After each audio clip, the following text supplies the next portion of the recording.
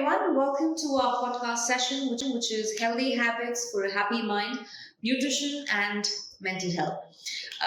We have Rohini with us, who is the founder of multiple groups dealing with mental verticals, along with taking care as a social worker. She's there. She's as a health practitioner, and a lot more.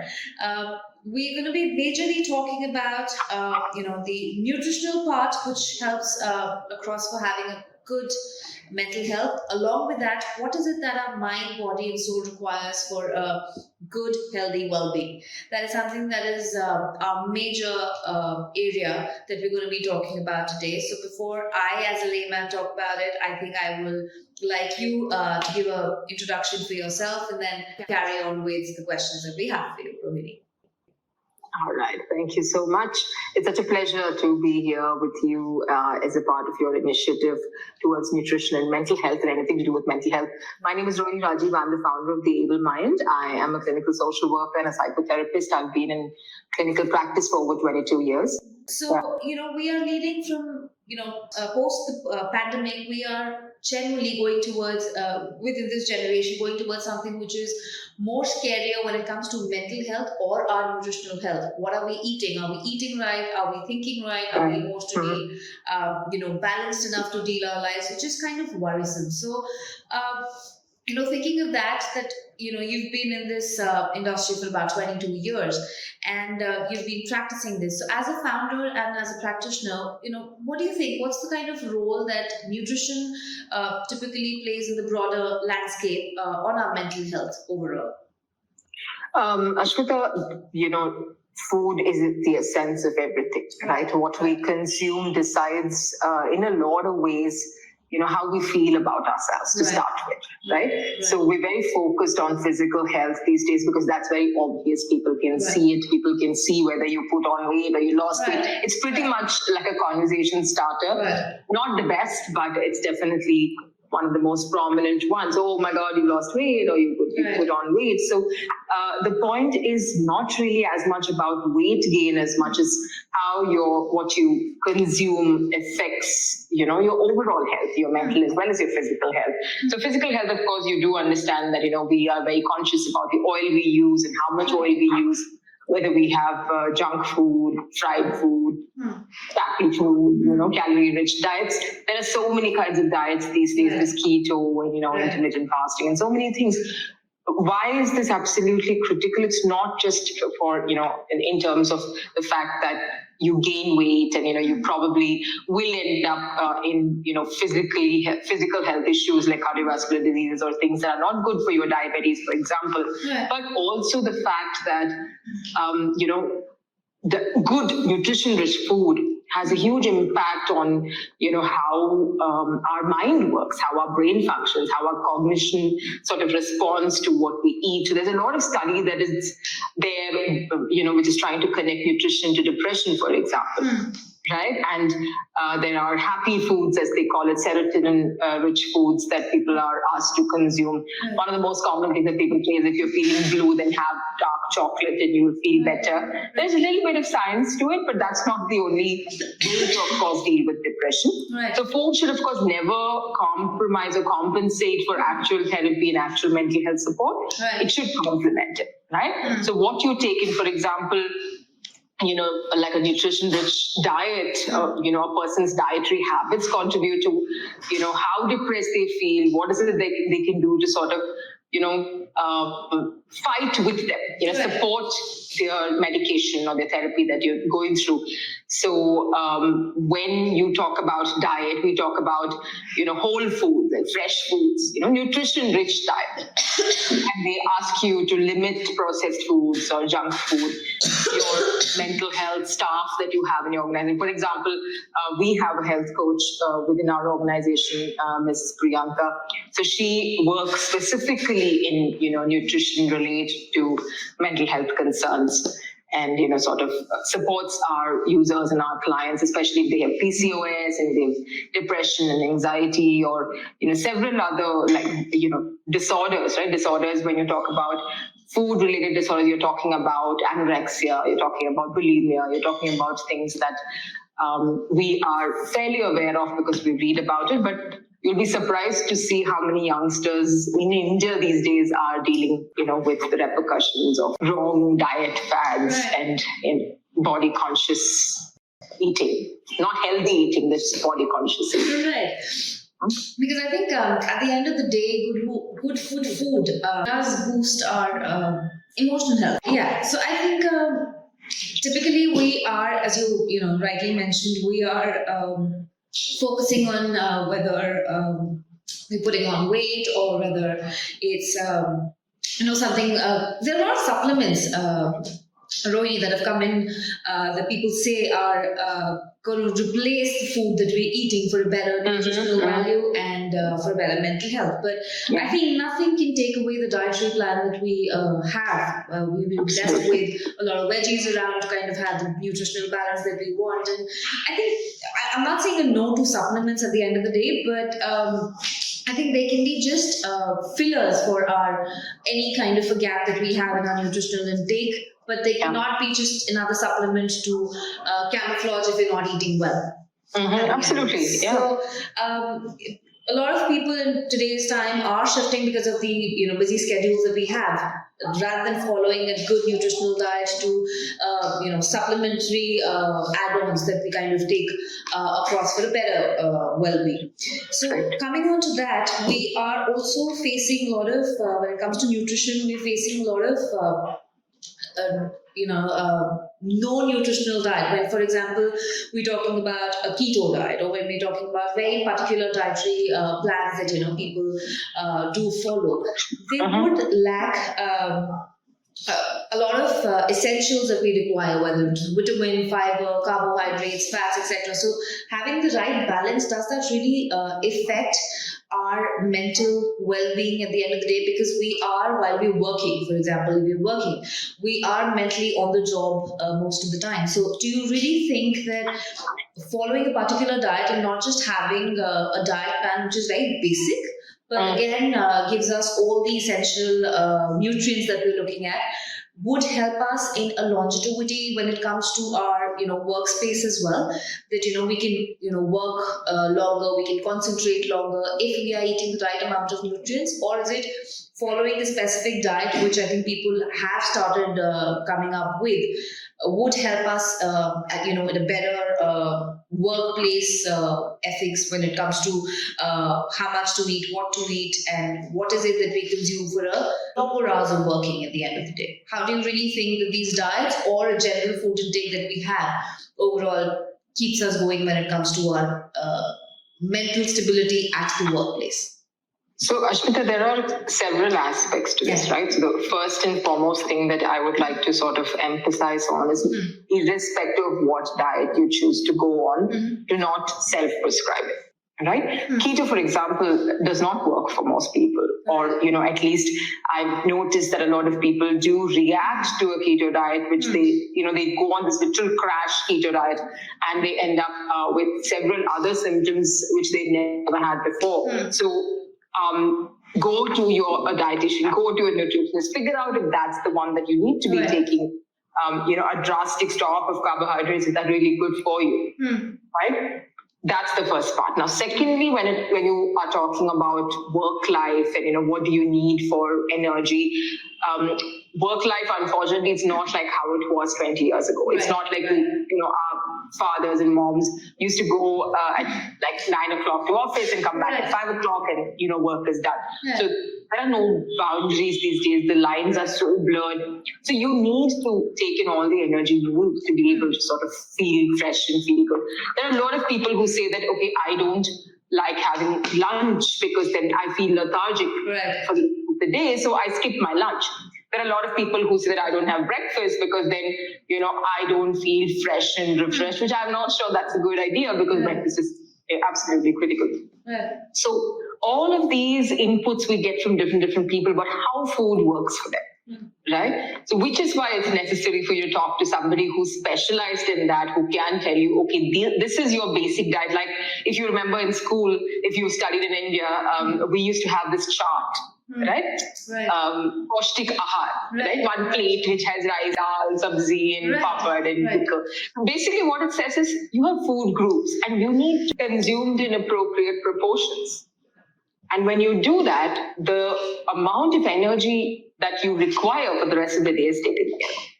Now, these days, we don't really focus late unless we go to like a thali restaurant or something where they give us something like that. Right. It's exciting. Right.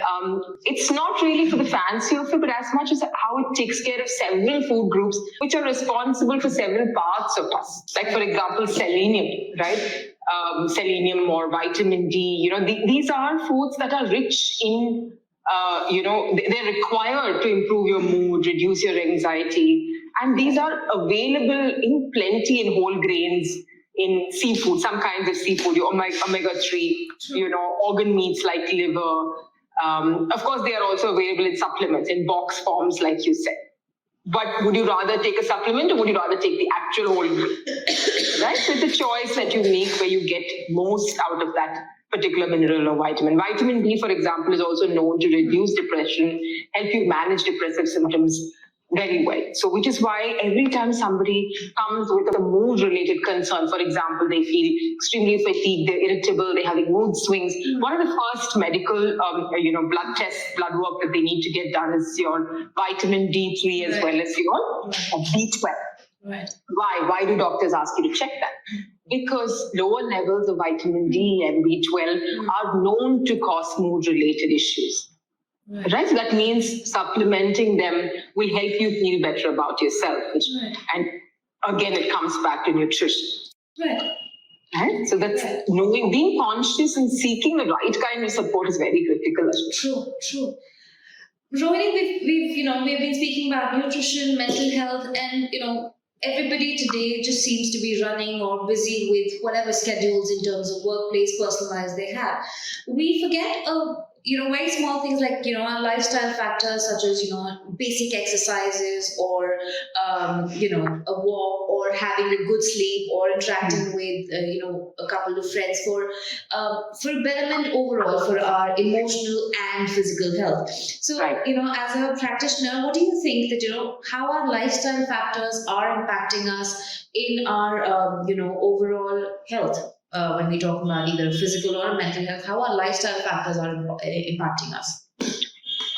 If you, just this morning, I was talking to one of my clients and I realized that while everything is working for her, she's doing really fantastically well in her work life.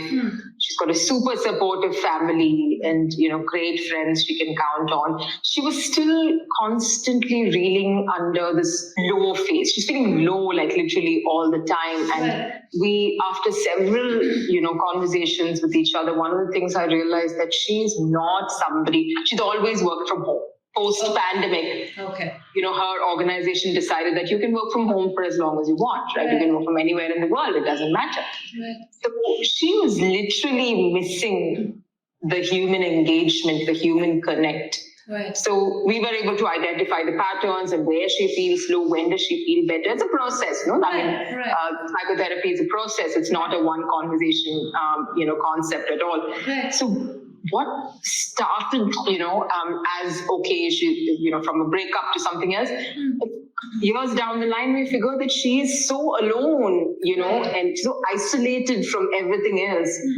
And while she has colleagues she talks to every day online, it's not the same thing. True. Right? We feel the convenience of an online communication and conversation, and we let that overtake what we actually need as humans. We need the engagement. See, even if you, for example, if your office is telling you work from home, go to a cafe, make a routine out of it. So every day when you go there, you will see the person who's serving you the coffee or the person at the reception.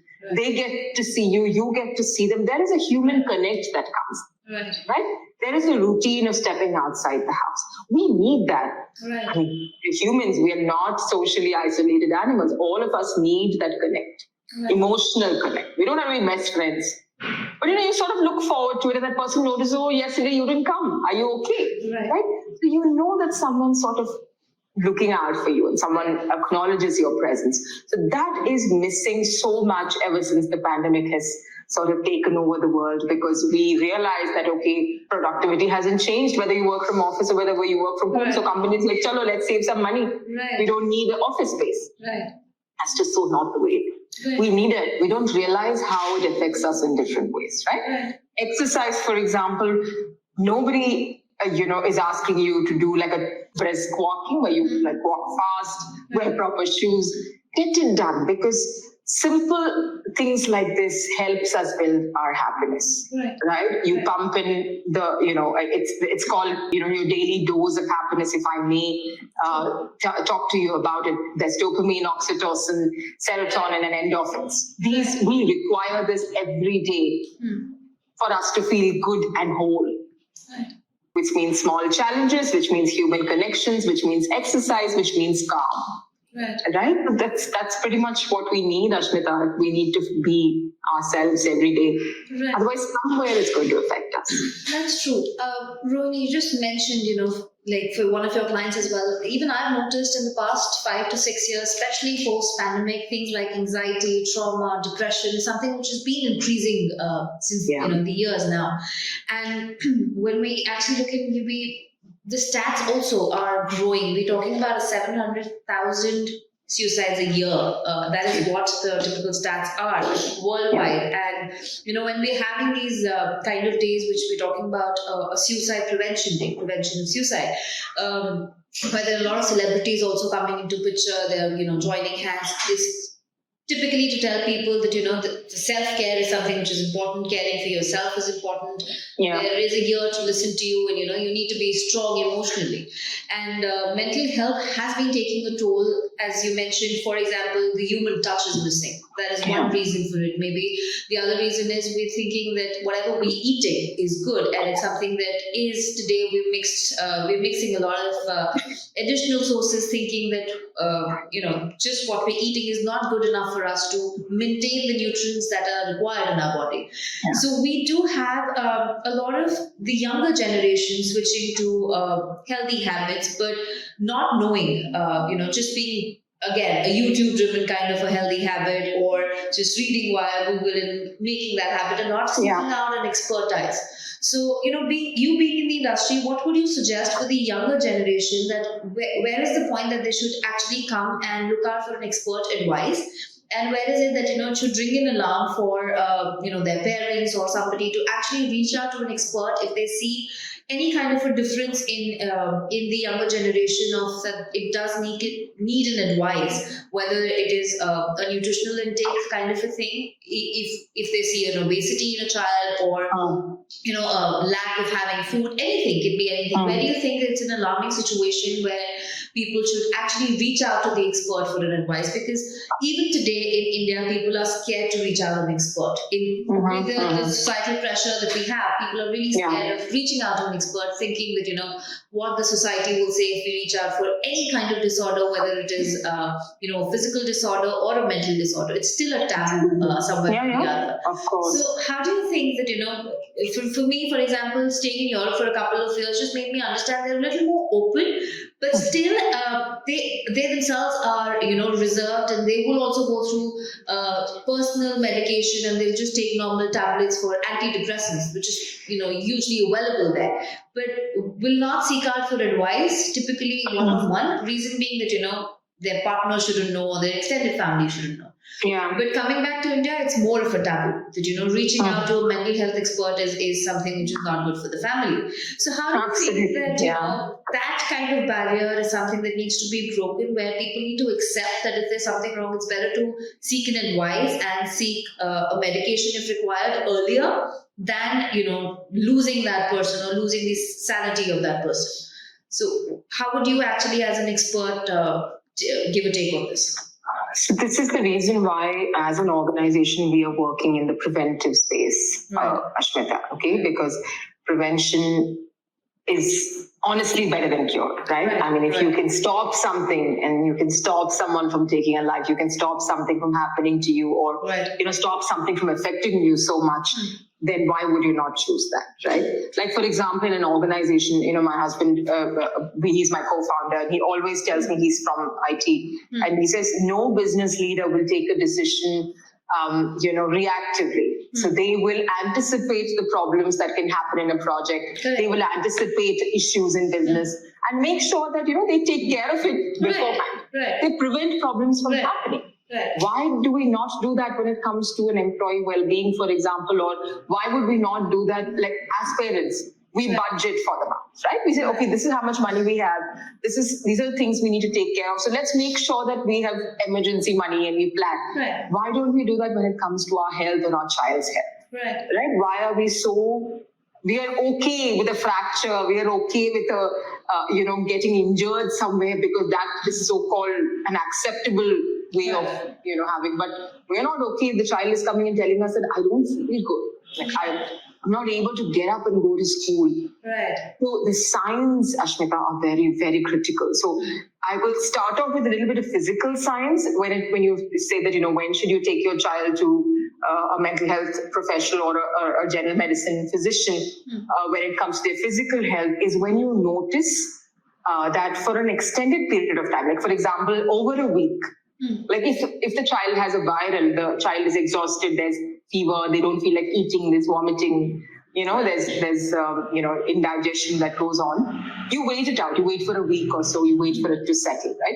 But for over a week, for over 10 days, for over 2 weeks, the child is constantly complaining that my stomach's hurting. I don't feel so good. I don't want to eat. The child is throwing up or the child is feeling constipated. Children react a lot with their digestive. They usually say they're not okay. It starts with a stomach ache. Okay. It's always a stomach ache. All right. Okay. They don't say that my back is hurting. Right. Older adults, back pain, shoulder aches, these are all signs of, stress that's getting accumulated. For younger ones, stomach aches are very common. There's more to a stomach actually in digestion. So if it goes on for a period of time, that's definitely one of the red flags you need to check on. What's happening with it, right? So let's just go get a quick general physician, pediatrician check if everything is okay with you or not. Because the pediatrician then is in a position to tell you that, okay, physically the child is fine. We need to check how many times a day is the child eating. Are you monitoring the intake that the child is taking? For example, how does the child refer to himself or herself? Are they very conscious about being fat, too thin? How they appear? Do you find them consciously avoiding food? Do you find their tiffins coming back full each day from school? Right? We've noticed that a lot among 13, 14, 15-year-olds, irrespective of gender. Right? Slightly more for girls maybe, but because they feel like somebody in school has made fun of them. Body shaming, as they call it, right? They tell you, okay, you're so fat, you need to lose a little bit of weight. Maybe it was said in jest, but the child is sort of taking that too seriously and completely stops eating. Right? Digestive health is your first sign. Extended period of time and it's not getting better is your second sign. Social isolation. The child is refusing, or even an adult, for example, somebody is not wanting to be a part of the house group or a social group, not wanting to go out and play, not wanting to eat together as a family, not wanting to do anything that was fun for them before. Right? There is change in behavior. They are avoiding something which they used to love before. That's one. Right? They are overdoing something they've never done before. That's also a sign. Right? That somewhere something is not okay and you need to find out. Right? Not everybody goes to meet a psychotherapist, Ashmita. That's the truth. So families need to be empowered to understand that something is not all right. So be aware of what's happening in your house. That's so important. So if you don't have dinner together, how do you know if your child is eating or not? True. Very true.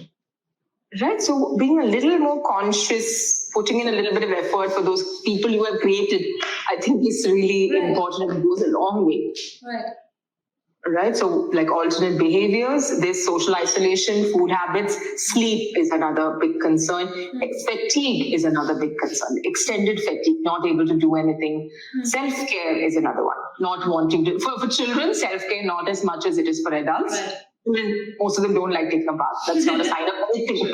Okay? It's just disciplining there. But anything that, like people, for example, you mentioned suicide. There is a myth that people who talk about suicide don't commit it. That's a myth. That's not true. Or they're looking for attention. Yeah, they may be looking for attention, but they're trying to reach out to it. right? If somebody suddenly calls you after 4 months of not communicating, saying, hey, Ashmita, I just want to say thank you so much for being a part of my life and I wish you a wonderful life ahead, that's a red flag. Correct. Because that's a conclusive call. Right. Right? Someone who's saying goodbye to their existing, people or apologizing for some point because they feel they've taken a decision that they're going to end their lives.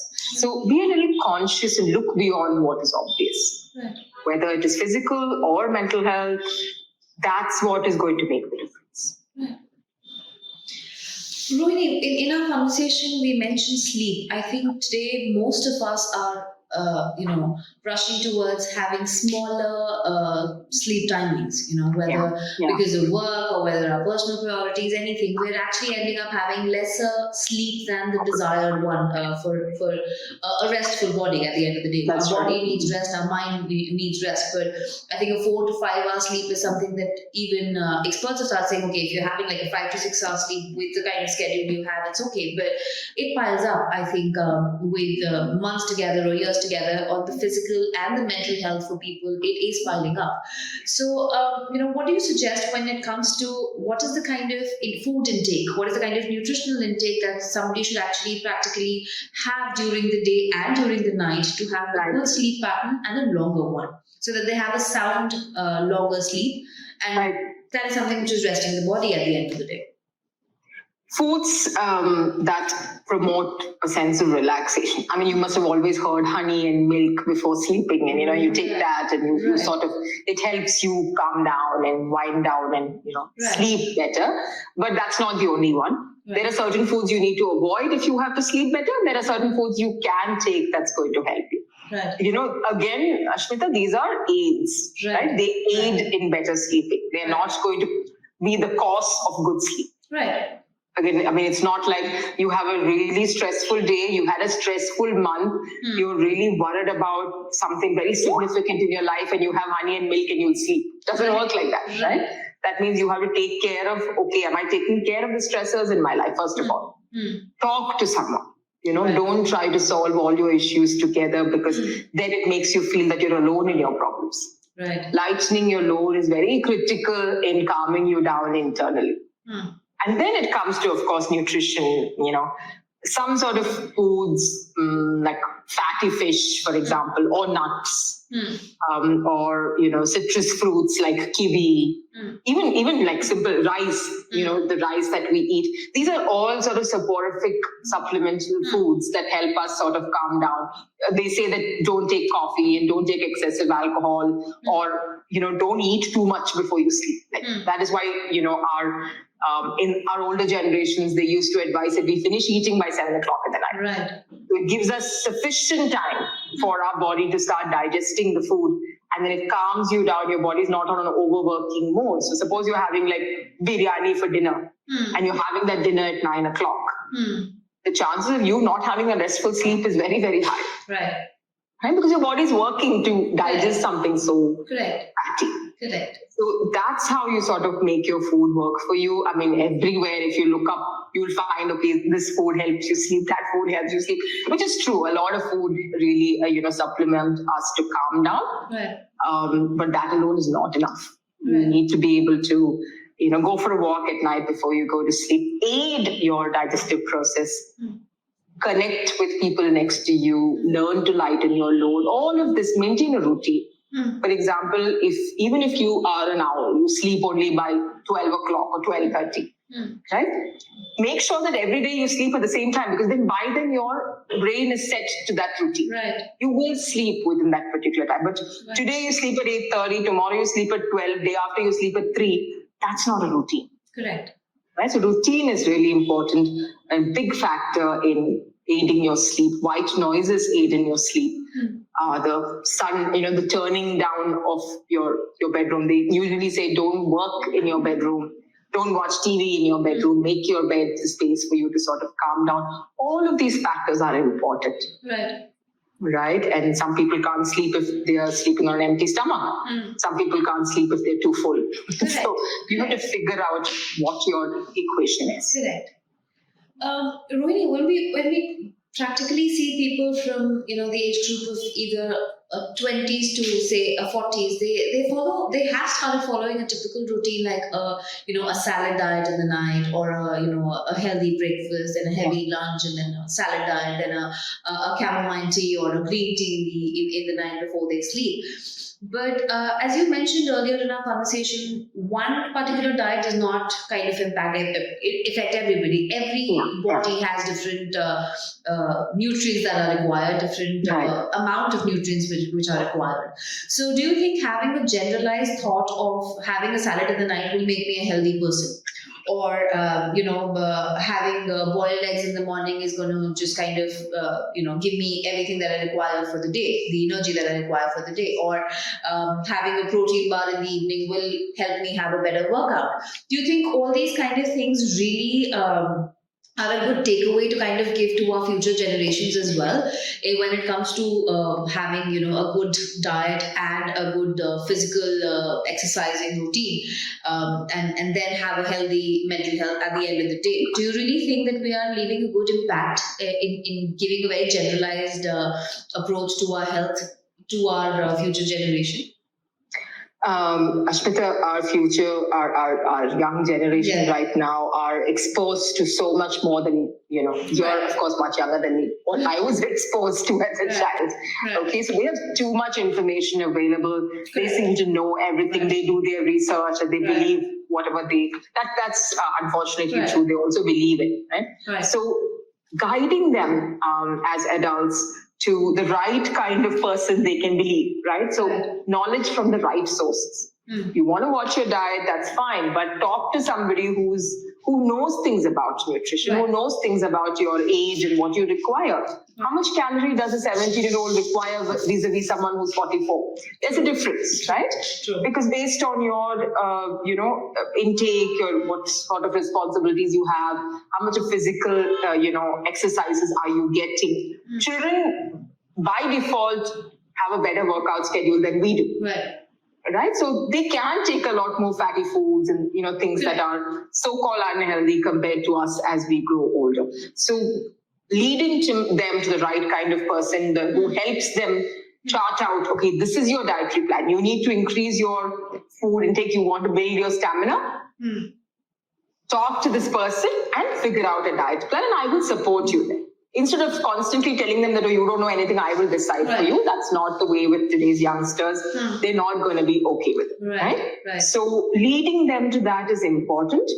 And watch out for those signs. Like, for example, if they're really doing crash diets, they will start experiencing fatigue, deficiencies in various, minerals and vitamins. You know that that's not the way to go about it. So my only piece of advice is this: if they're asking for it, take them to a dietitian. Let them figure it out. Right? So that it's very specific to their needs.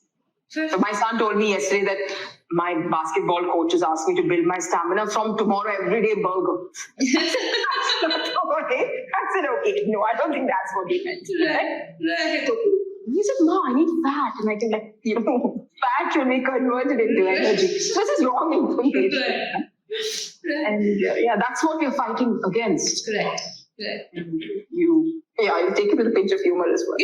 So, Rohini, I think we need to wrap it up, wrap this up here. So, what are the kind of things that, you can give us a few practical tips or takeaways from your experience that, you think we can incorporate in our daily lives for any age group as such? But I'm sure reach out to the expert when required. But what is the kind of takeaway you think that we require when it comes to nutrition and a better mental health? If all of us are very focused on how, we feel intrinsically about ourselves, our body image, how we feel, whether we feel healthy or we don't feel healthy. Looking healthy is not as important as feeling healthy from inside, right? So, while exercises are great, you really need that for a good physical and mental health. Nutrition is very critical.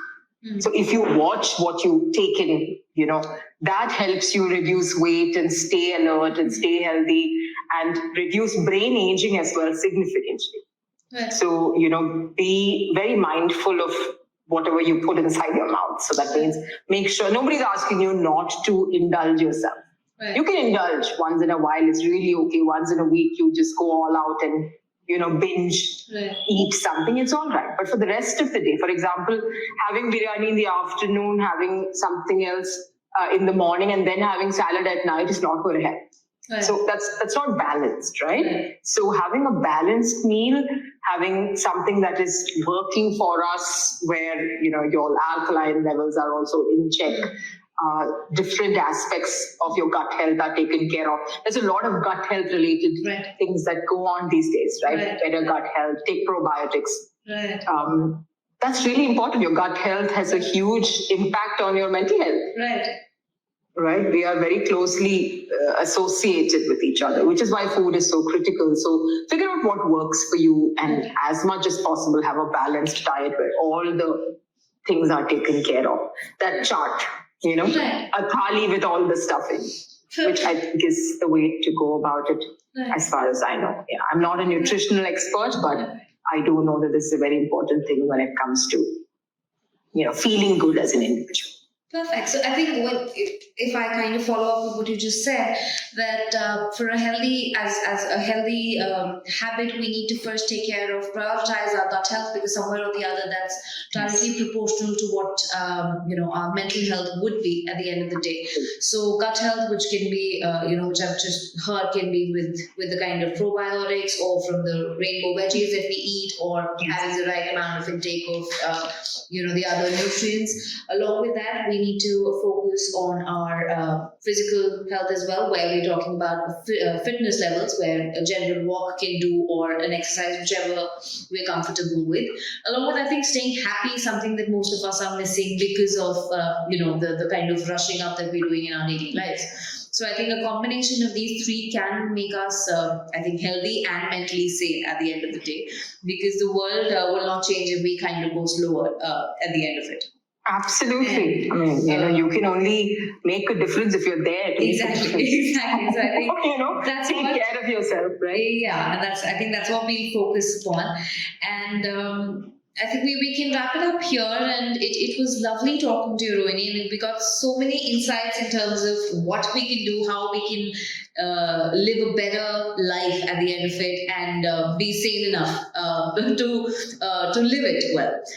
So I think thank you so much. Thank you so much. Thank you so much. A great opportunity for me as well. Thank you so much. We'll stay connected, and if there are any questions that our listeners would have, we'll surely get in touch with you again. Perfect. Absolutely. Thank you so much. Perfect. Thank you. And have a good week ahead. Bye, Kathy. See you, Ashmita. Thanks. Bye-bye.